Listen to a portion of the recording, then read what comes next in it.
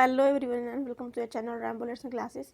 So student, today in this video we are going to discuss प्रथम आंग्ल मराठा युद्ध। जैसे कि आपको पता है आज हम पढ़ने वाले हैं प्रथम आंग्ल मराठा युद्ध के विषय में। तो देखिए क्या लिखा, प्रथम आंग्ल मराठा युद्ध जो है इसकी स्टार्टिंग कब हुई। ठीक है, इससे पहले हमने पढ़े थे आंग्ल मैसूर युद्ध, इनको हम एक बार रिकॉल कर लेंगे और समझेंगे उनको भी। देखिए बार मैं आपको समझा देती हूँ, रिकॉल करवा देती हूँ। प्रथम आंग्ल मराठा युद्ध जो कि हमने पढ़ा था हैदर अली और अंग्रेज। हैदर अली एक साइड थे और उनके जो अगेंस्ट में जो थे वो निज़ाम और मराठा और क्या थे, ईस्ट इंडिया कंपनी थी। ठीक है, तो हम इसके विषय में क्या पढ़े रिकॉल करेंगे एक बार। प्रथम आंग्ल मराठा युद्ध, प्रथम आंग्ल मैसूर, सॉरी मराठा में कह रही, प्रथम आंग्ल मैसूर। मैसूर से कौन से थे, हैदराबाद, हैदर अली थे कर्नाटक के। मैसूर कर्नाटक के अंदर वर्तमान समय तो वहाँ के कौन थे, हैदर अली थे। ठीक है, प्रथम आंग्ल मैसूर युद्ध, फर्स्ट जो है प्रथम युद्ध लड़ा गया तो किसके बीच में लड़ा गया, ये हमने समझा किसके बीच। जो हमने पढ़ा था ईस्ट इंडिया कंपनी के अंदर, ईस्ट इंडिया कंपनी थी और मराठा थे और जो है क्या नाम था, क्या निज़ाम, ये तीन लोग थे और संयुक्त रूप से लड़े थे। बाकी एक साइड थे हैदर अली। ठीक, ये कब हुआ था तो उसकी हम बात कर रहे थे। तो हुआ था 1967 से लेकर के 1969 तक। ठीक है, उसके बाद में बात करते हैं किसके बारे में, सेकंड द्वितीय आंग्ल मैसूर युद्ध, द्वितीय आंग्ल मैसूर युद्ध। ठीक है, तो द्वितीय आंग्ल मैसूर युद्ध की बात यदि की जाए तो ये कब हुआ था, ये हुआ था 1980-84। ठीक, उसके बाद में हम बात करते हैं तृतीय आंग्ल मैसूर युद्ध के विषय में। तृतीय आंग्ल मैसूर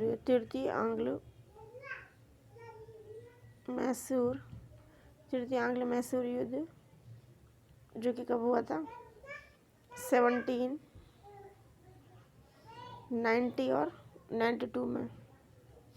ठीक, एक बार दोबारा समझेंगे। हमने क्या बताया, हमने आपको बताया कि प्रथम आंग्ल मैसूर युद्ध जो है वो कब हुआ, क्या बताया हमने बताया प्रथम आंग्ल मैसूर युद्ध हुआ 17 देखिए एक बार 1767 to 69। ठीक है, उसके बाद 2 साल चलाइए। ठीक है, उसके बाद में बात करें द्वितीय आंग्ल मैसूर युद्ध जो कि 1980 से 84 के बीच में चला, यानी कि 4 साल चला। उसके बाद में बात करें तृतीय आंग्ल मैसूर युद्ध जो 1790 से 92 तक चला। ठीक है, उसकी बात करें किसके बारे में, 1700 जो चतुर्थ आंग्ल मैसूर युद्ध था वो सिर्फ 1799 में ही लड़ा गया था, जिसके अंदर मैंने आपको बताया था कि टीपू सुल्तान जो है मई में 1799 में जो है उनकी बहुत वीरता के साथ ये लड़ रहे होते हैं अंग्रेज़ों के खिलाफ और तभी उनकी क्या होती है, डेथ हो जाती है।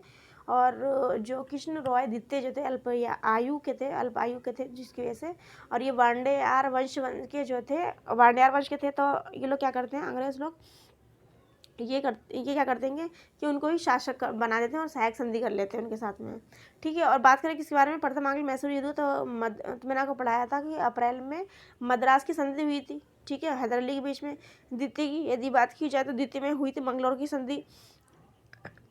संधि, यानी कि 1982 में जो है प्रथम में तो हुई थी किसकी, मद्रास की संधि। ठीक है, हमने समझा। द्वितीय की बात करें, द्वितीय में 1982 में, हाँ 1982 में जो है इनकी डेथ हो गई थी किसकी, हैदर अली की। ठीक है, और उसके बाद कौन सी संधि हुई थी, मंगलौर की संधि हुई थी। द्वितीय में बात की जाए, तृतीय में हुई थी श्रीरंगपट्टनम की संधि। ठीक है, जब टीपू सुल्तान ने अपने हाथ में जो है शासन सत्ता ले ली उनके बाप के डेथ के बाद में। ठीक है, रंगपट्टनम की संधि हुई तृतीय में। और बात करें चतुर्थ की, 1799 में चला था आंग्लो मैसूर युद्ध तृतीय, तो कि उन्होंने कृष्णराय द्वितीय से क्या कर ली थी, सहायक संधि कर ली थी। ठीक, तो अब हम पढ़ने वाले हैं जो आज का हमारा टॉपिक, इस पर चलेंगे प्रथम आंग्ल मराठा युद्ध विषय में। चलिए चलते हैं, लेट्स सी, और देखते हैं किसके बारे में, प्रथम आंग्ल मराठा युद्ध। क्या लिखा हुआ, प्रथम आंग्ल मराठा युद्ध 1775-1782 के बीच की बात है। सूरत की संधि के तहत कर्नल कटिंग के नेतृत्व में जब एक अंग्रेज सेना सूरत पहुंचा तो मराठाओं ने इसका विरोध किया। थोड़ा सा मैं जूम कर लेती हूँ अच्छे से, देखिए बस हम आज जो है 3 डिस्कस करेंगे, बस ज़्यादा नहीं करेंगे। देखिए एक बार क्या लिखा हुआ है, प्रथम आंग्ल मराठा युद्ध जो कि कब से कब तक चला। जिस तरीके से हमने आंग्ल मैसूर युद्ध हमने लर्न किया, ऐसे हम इसको भी याद कर लेंगे। प्रथम आंग्ल मराठा युद्ध 1775 से लेकर 82 के बीच की बात है। सूरत की संधि के बाद में कर्नल उनका नाम था किटिंग, के नेतृत्व में जब एक अंग्रेज सेना सूरत पहुंची, सूरत कहाँ है, गुजरात में, तो मराठाओं ने जो है इसका विरोध किया। परिणाम स्वरूप 18 मई 1775 में आरस के मैदान में, कौन से मैदान में, आरस के मैदान में, ये इस तरह से हमने पढ़ा था किसके बारे में, घेरिया का युद्ध पढ़ा था, तो घेरिया के मैदान में हुआ था। ठीक है, जिसे हमने पढ़ा था अलीवर्दी खां और सरफराज खां जो कि उनके नाती थे, मुर्शिद अली कुली खां के नाती के बीच में युद्ध हुआ था, घेरिया के युद्ध, घेरिया नाम जहाँ पे।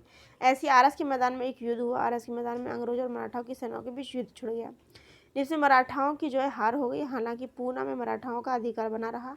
युद्ध के बाद एक संधि हुई जिसे बोलते हैं पुरंदर की संधि। क्वेश्चन आता है कि पुरंदर की संधि कब हुई और किसके बीच हुई, तो किसके बीच में हुई, अंग्रेजों के बीच और मराठों के बीच हुई।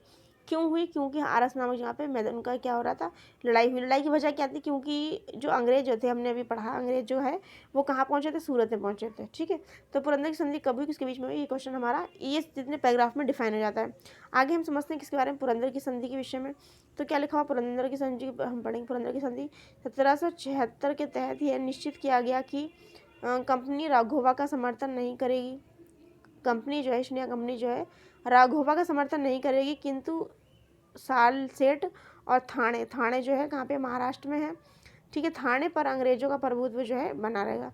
पुरंदर की संधि जो है कलकत्ता की अंग्रेजी सरकार और पूना दरबार के बीच हुई थी। अब आता है कि कलकत्ता की पुरंदर की संधि कब किसके बीच हुई थी, तो कलकत्ता की अंग्रेजी सरकार यानी ईस्ट इंडिया कंपनी और पूना दरबार के बीच हुई थी। ठीक है, एक बार दोबारा से हम देख लेंगे। पुरंदर की संधि के विषय में लिखा 1776 में हुई, हमने समझा। पुरंदर की संधि में निश्चित किया गया कि कंपनी जो राघोबा का समर्थन नहीं करेगी। राघोबा कौन थे, वहाँ के शासक थे उस समय के।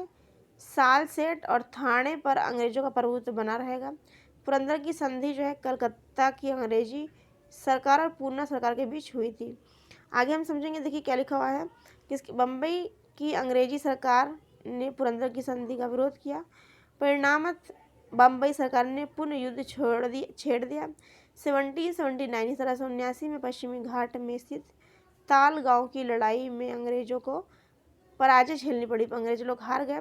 इसके बाद में क्या हुआ, बम्बई सरकार ने पूना दरबार में बड़गांव का अपमानजनक संधि जो करनी पड़ी। सरकार को पूना दरबार में बड़गांव की अपमानजनक संधि करनी पड़ी। इस पॉइंट को दोबारा समझ लेंगे, क्या लिखने की बताने की कोशिश कर रहे हैं। यहाँ पे लिखा हुआ है बम्बई की अंग्रेजी सरकार ने पुरंदर की संधि का विरोध किया। मतलब कहाँ पे, पुरंदर की संधि एक तरफ हो रही तो दूसरी तरफ विरोध हो रहा है उसका।